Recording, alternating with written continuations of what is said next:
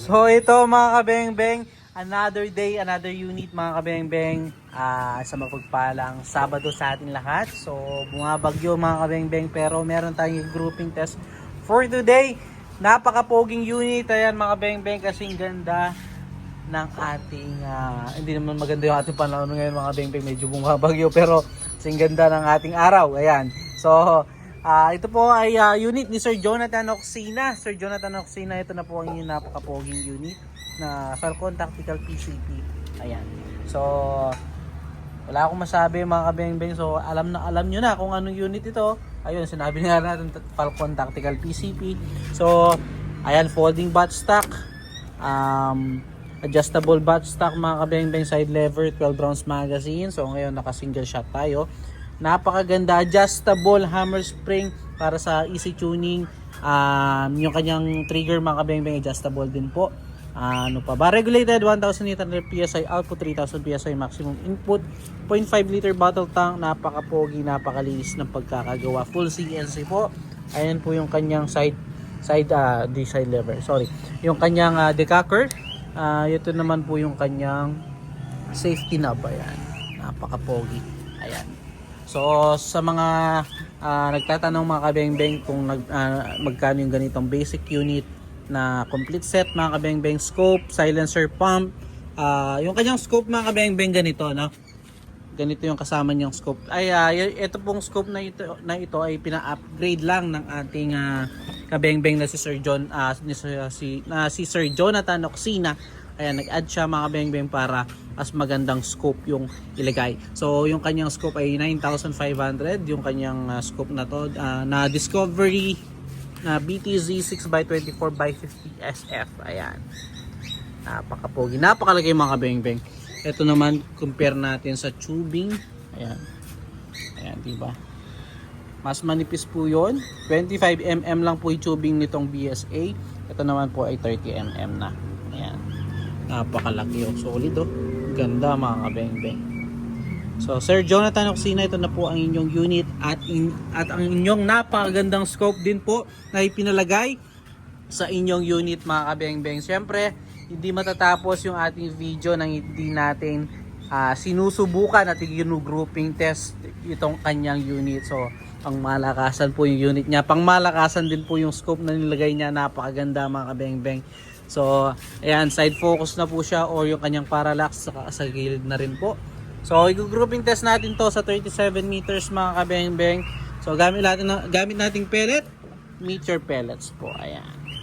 So, Sir Jonathan Oxina, the moment of truth. Ito, subukan na po natin grouping test natin. Ayun po yung ating steel plate.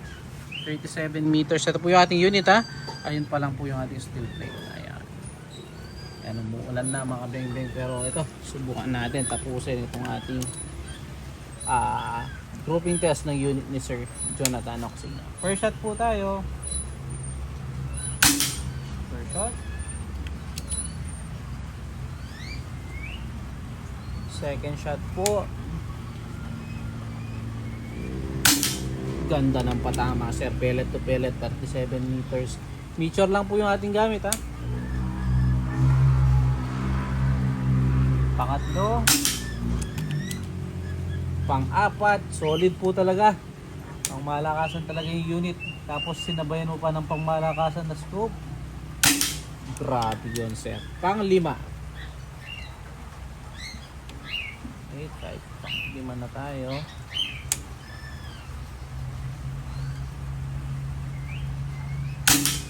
Grabe, Sir. Solid, ganda tumama. Pang-anim.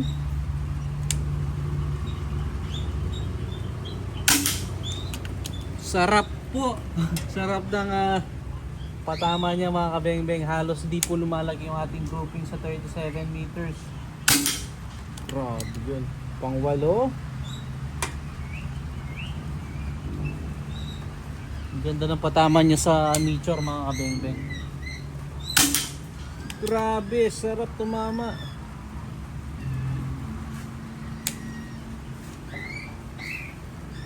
Pang-siyam at pang-sampu.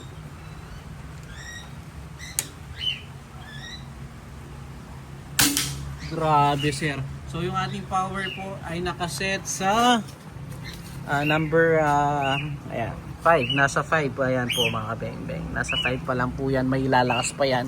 So sir, Jonathan Oxina, wala akong masabi. Napakaganda tumama ng unit mo sir. So puntahan po natin yung ating naging groupings sa 37 meters, no? Para makita ni sir. Grabe ka solid tumama. Dito na lang tayo. 37 meters po, 10 shots. Tignan natin.